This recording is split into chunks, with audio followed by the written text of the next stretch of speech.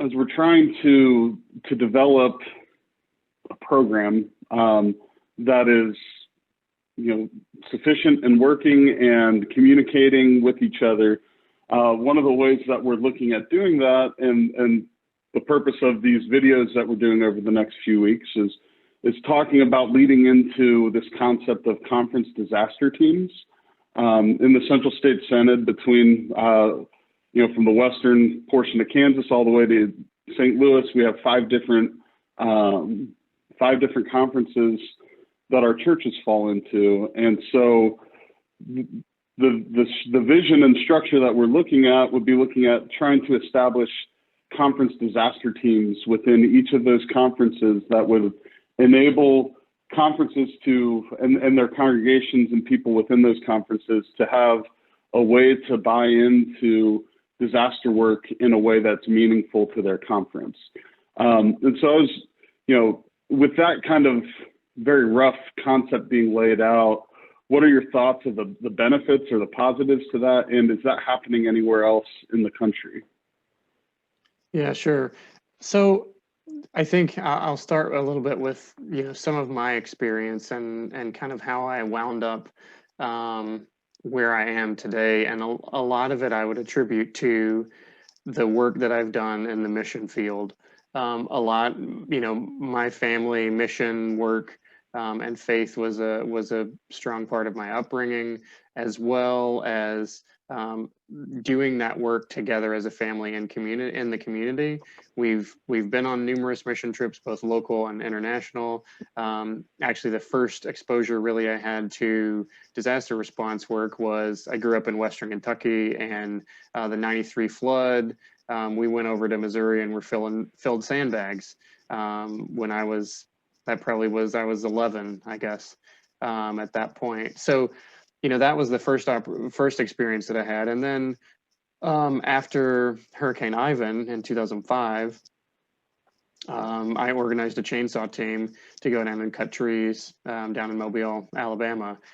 And, I think from my perspective, what that opportunity afforded me was the sense of community and the sense of purpose and impact that I could have, not only serving others, but also really working in a team context.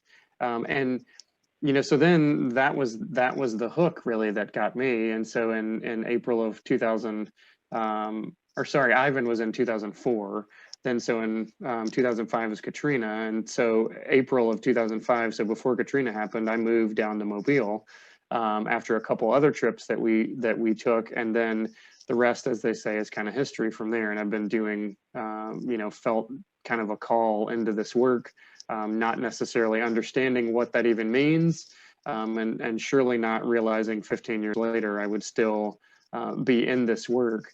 But I say all that just to say, having a team of people that are coming together, really the purpose of that is to build relationships. Everything about disaster work is built around relationships, and that's not to say necessarily that all you have to do is talk about disasters and respond to disasters, but what are some of the quote unquote disasters in your local community? What are some of the things that are challenging your communities in your individual conference in Kansas and or Missouri? And how do you keep that team engaged? So it's really about building the network of people. It's really about building relationship among a group of people who can come together on a regular basis to serve in some capacity, and then cross-training that group on disaster response and recovery, so that when something happens, because it is when, it's not if, when something happens in your local community or an adjacent community, you have the capacity and the understanding to go work and help and be effective in that, and not hinder that local system or the local processes that may already be in play. So I think really for me, it's how do you organize a group of passionate people who want to make a difference, and then let them follow some of their strengths and also explore the disaster response, recovery, and resilience world, such that people can engage how they feel most comfortable and feel most led. But then you begin to build that critical mass of people who understand what a disaster does in a community and how you organize an effective response after it happens. But you already have that capacity in some level before the event happens because you know each other.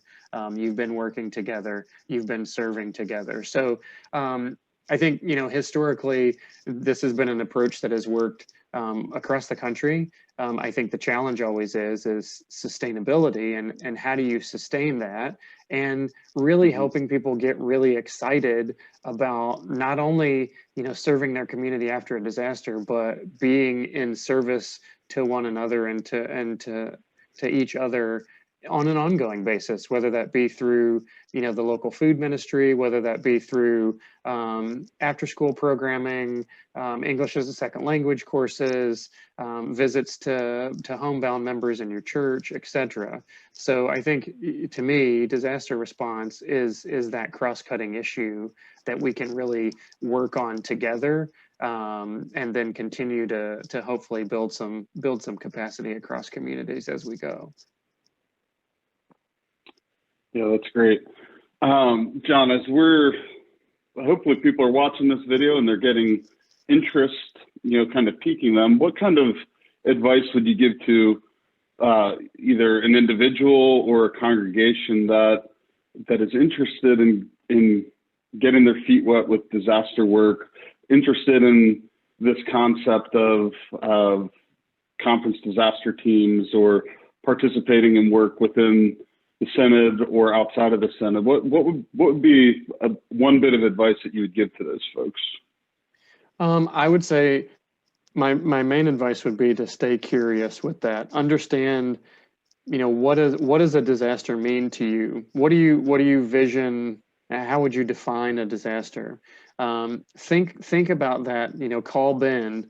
You know, we can have some conversations. I'm happy to be in touch too, to have some of those discussions of, what does disaster ministry mean to you? What does it look like? What's your experience with disaster been? Have you yourself or a family member or a neighbor been impacted by a disaster? Go ask some questions and say, what did that mean to you? How did that impact your life? Really be curious and start to understand disaster on a very human level versus on an educational level and on a kind of academic level. I think too, you know, just if you're curious about that as well, talk to your local emergency manager. Each county, each state in our country has emergency management departments. Each county typically has an emergency management representative. Sometimes those folks are volunteers, sometimes they're part-time, sometimes they're full-time staff. But that is really those emergency managers are great resources to learn about how this structure works within your own community, within your local context. And also there are other community organizations that are at work as well, and they may be organized into what's become known as a VOAD, a Voluntary Organizations Active in Disaster Group, or a COAD, a Community Organizations Active in Disaster Group. And basically those groups are places to network and to build relationships, and then also look at, how do we work together? What kind of partnerships can we generate and leverage to the benefit of our communities? So I think if you're interested in this kind of work, I think you will find, as you get more into it, there are huge benefits, and you know, not only can you have an impact in your community, but it really can begin to impact your own life. My life, I think, has been shaped in large part by the work that I've been grateful to have the opportunity to do, and learn from a wide range of people. It's opened my eyes to all kinds of things that I might not have experienced otherwise, having grown up in a small rural community in Western Kentucky. You know, so I think it's broadened my worldview and also made me a better person of faith. It's strengthened my faith and helped me grow not only, as personally, but also spiritually as well. So I think I would encourage continued conversations. Obviously, and if you're in the Central State Synod, reach out to Ben, have a conversation. Ben has gotten kind of hooked into this work as well. I think you'll find there are great people involved, and there is a great opportunity as well to connect and plug in. Yeah. And that concept of one of the big concepts within disaster work is this idea that disasters begin and end locally. And that is so extremely important and very true. And that's why it's so important to have, local church bodies engaged with the local efforts within disaster. And we'll dive into that a little bit more in some of our upcoming videos.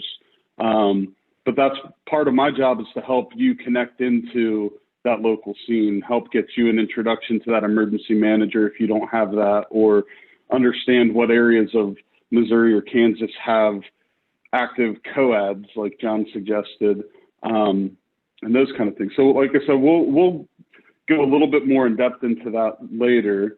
But John, this was extremely helpful. Really appreciate your time. One last question before we wrap this up would just be, what would be a way for our folks in the Central State Synod to stay connected and informed with what's happening with Lutheran disaster response? I know it's often a question when a major disaster happens, whether it's a hurricane or wildfires or anything like that. People are interested and intrigued to want to know information. They want to know how they can help. So what are the ways that we as a Synod can stay connected with what Churchwide is doing with those efforts, whether that's websites or Facebook pages, and we can send links to that as well? Sure, that's a great question, Ben. So we have a really great program communicator in Louisa Ishida, who manages all our social media posts and works to update our website as well. So she puts some really dynamic content out. She does Fact Friday every Friday. She started an Instagram channel. So we have a presence on Facebook and Instagram and Twitter. We're also working to continually update our website. So the best place is social media. That's the quickest access. That's how we can get information out the fastest. And then also we typically do an annual consultation network gathering at some point. We just finished that this year, 2 weeks ago, actually. Did that virtually this year by Zoom, in which we talked a lot about self-care for resilience. We talked about COVID-19. We discussed climate and disaster response and recovery, as well as social vulnerability and inequity in the disaster response and recovery processes. So, our theme this year was moving forward together in action.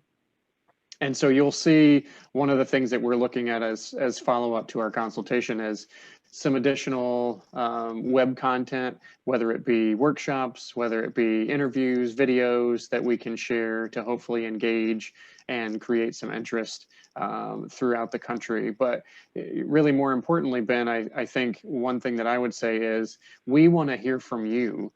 We want to listen and be with and walk beside you at the local level. So in the Central State Synod, what are the things that you would like to see? What resources would be helpful for you? And we really want this to be a two-way line of communication and to establish relationships of mutuality, to say that just because we're the national entity doesn't mean that we know everything. We are one LDR together. Synods are an extension of the ELCA, an integral part of the church body. And so how do we do this work together? And how do we better support our partners who are on the ground in doing this work? So anytime, we have social media presence, we also email, phone calls, that kind of thing. Questions, comments that you have, we'd love to hear from you. Feel free to reach out to Ben. Ben and I talk pretty regularly, so we can always have more conversations, but I'd be very interested to hear, what things are of interest in your synod? What are some of the needs that you see, and how can we better support you?